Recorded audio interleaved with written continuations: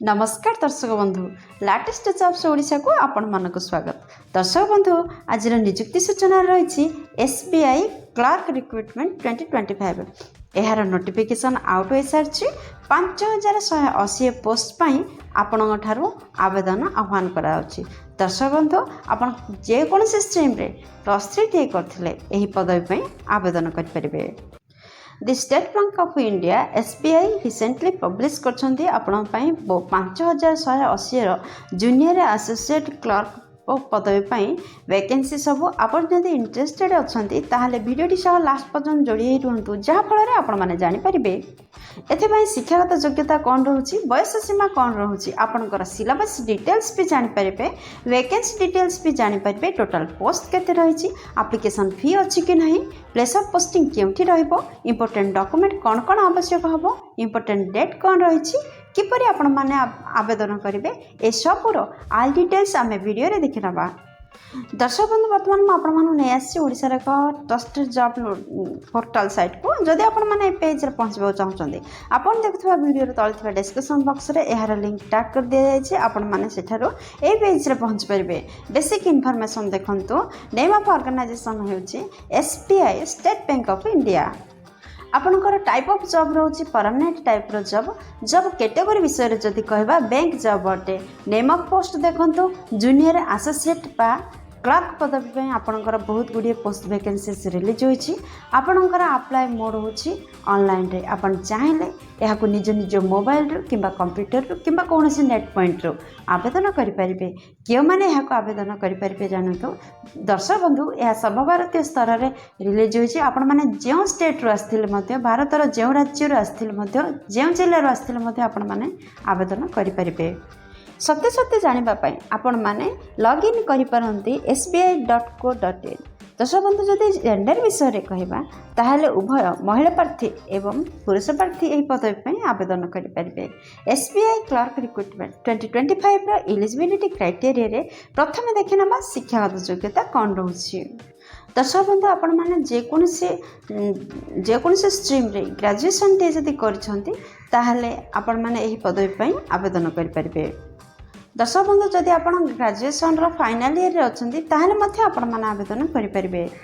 दर्शक बंधु एथिपाई selection process कौन रोचे देखंतु आपणकर नोटिफिकेशन अनुसार प्रिलिमिनारी एग्जाम रो व्यवस्था रही तापर मेन रो व्यवस्था रही लोकल लैंग्वेज प्रोफिशिएंसी रो टेस्ट रहिबो आपणकर डॉक्यूमेंट वेरिफिकेशन रहिबो एहीपरि 4टी पर्याय रे आपणकर सिलेक्शन प्रोसेस होई परिबो। दर्शक बंधु ए पृष्ठार नजर पकांतु टिके प्रिलिमिनारी एग्जाम रो सिलेबस उपरे। दर्शक बंधु आपणकर इंग्लिश लैंग्वेज रो तो आपणक इंग्लिश मीडियम रे 30 टी क्वेश्चन आसीबो 30 मार्क रो समय 20 मिनिट। आपणकर न्यूमेरिकल एबिलिटी रो 35 क्वेश्चन आसीबो 35 मार्क रो समय 20 मिनिट। आपणकर रीजनिंग एबिलिटी रो 35 टी क्वेश्चन आसीबो 35 मार्क रो समय 20 मिनिट। टोटल 60 मिनिट माने 1 घंटा। आपणकर 100 क्वेश्चन पाई 100 मार्क रोचे। सेटा तो थिला प्रिलिमिनारी एग्जाम पाई। वर्तमान देखंतु मेन एग्जाम पाई आपणकर जनरल फाइनेंशियल पेपर रो 50 टी क्वेश्चन आसीबो 50 मार्क कैरी करबा समय अवधि रही 35 मिनिट। जनरल इंग्लिश रो आपणकर 40 टी क्वेश्चन आसीबो 40 मार्क रो समय 35 मिनिट। आपणकर क्वांटिटेटिव एप्टीट्यूड रो 50 टी क्वेश्चन आसीबो 50 मार्क रो समय हो 45 मिनिट। रीजनिंग एबिलिटी रो 50 टी क्वेश्चन आसीबो 60 मार्क रो समय 45 मिनिट।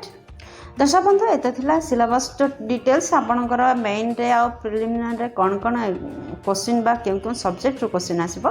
वर्तमान देखंतु आपणकर बयस लिमिट कौन रहइबो आपण 1/4/2025 सुधा आपणकर सर्वनिम्न बयस 20 वर्ष एवं सर्वाधिक बयस 28 वर्ष होइतिले आपण माने ए पदवी पई आवेदन करि परिबे।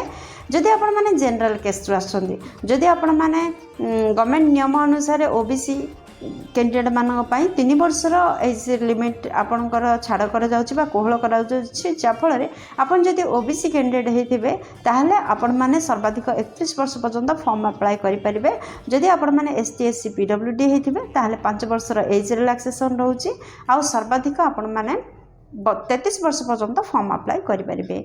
एसबीआई क्लर्क रिक्रुटमेंट 2025 रो इम्पोर्टेंट डेट कौन रही देखो। दर्शक बंधु ऑनलाइन रजिस्ट्रेशन रो स्टार्ट हो 6 अगस्त 2025 रु माने आज ठारू ऑनलाइन रजिस्ट्रेशन आरंभ होची। आपणकर ऑनलाइन रो अप्लाई रो लास्ट डेट रोची 26 अगस्त 2025। प्रिलिमिनारी एग्जाम हेबार संभावना सेप्टेम्बर रे, आपणकर मेन एग्जाम हबार संभावना नवेम्बर रे रोचे। दर्शक बंधु एसबीआई क्लर्क रिक्रुटमेंट 2025 रो एप्लिकेशन फी कौन रही देखो। आपण मान जदि जनरल EWS OBC कैंडिडेट अटंती ताले 750 टका एप्लिकेशन फी रोची। जदि आपण माने ST SC ओमेन अटंती ताले आपण मानक पई फ्री रोची। आपण माने देयमुक्त आवेदन करि परिबे, आपनको कोनोसी भी आवेदन फी नाही। दर्शक बंधु आपण मान तो जानले यहाँ ऑनलाइन आवेदन करेंगे। जदि ऑनलाइन आवेदन करें कौन कौन इंपोर्टेंट डॉक्यूमेंट आवश्यकता रोचे देखो। आपणकर समस्त शिक्षागत योग्यतार सर्टिफिकेट और मार्कशीट आवश्यकता रोचे। सेकेंड रे आपणकर कैस्ट सर्टिफिकेट आवश्यकता रोचे। थर्ड रे आपणकर ईमेल आईडी एवं मोबाइल नंबर दरकार हम।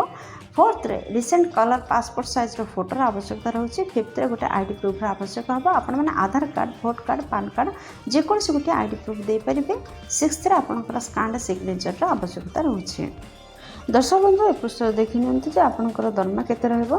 जदि आपण माने क्लर्क पद पई इंटरेस्टेड अछंती, जदि एसबीआई क्लर्क पई आपण माने जॉइन करछंती ताहाले आपणकर बेसिक पे रहउची आपणकर 24,050 टका। एथिरु आपण माने बढी बढी आपणकर दरमा बहुत वृद्धि होई परबो।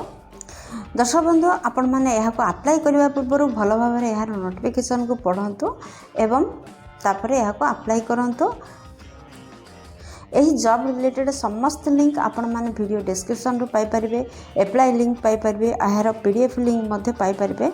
दर्शक बंधु आशा करछि वीडियोटी आपनकर बहुत काम लागबो। जदि किछि भी उपकार करि परछि वीडियोटी को गोटे लाइक कर दियंतु, सांग मन सहित यथेष्ट परिमाण रे शेयर करंतु। जदि चैनल रे नुआ अछंती ताहाले चैनल टी को निहाती सब्सक्राइब करंतु आउ बेल बटन रे प्रेस करी ऑल रे सेट करंतु, जहा द्वारा प्रतिदिन प्रकाश पाउथवा नुआ नुआ सरकारी नियुक्ति विषय रे आपनक पाखर प्रथम नोटिफिकेशन टी पहुंच जिवो। दर्शक बंधु आज ठारो आवेदन आरंभ होछि। यह 26 अगस्त 2025 पर्यंत रही। ऑनलाइन आवेदन रही। आपण सुविधा मुताबक आपण निहाती भाव में आवेदन करेंगे। वीडियो डिस्क्रिप्शन रे अप्लाई लिंक अच्छी, आपण ताकू व्यवहार करेंगे। पीडीएफ लिंक जोगाई दि जाए, आपण पीडीएफ लिंक साहाय्य नहीं पारे यार ऑल डिटेल्स जानापी।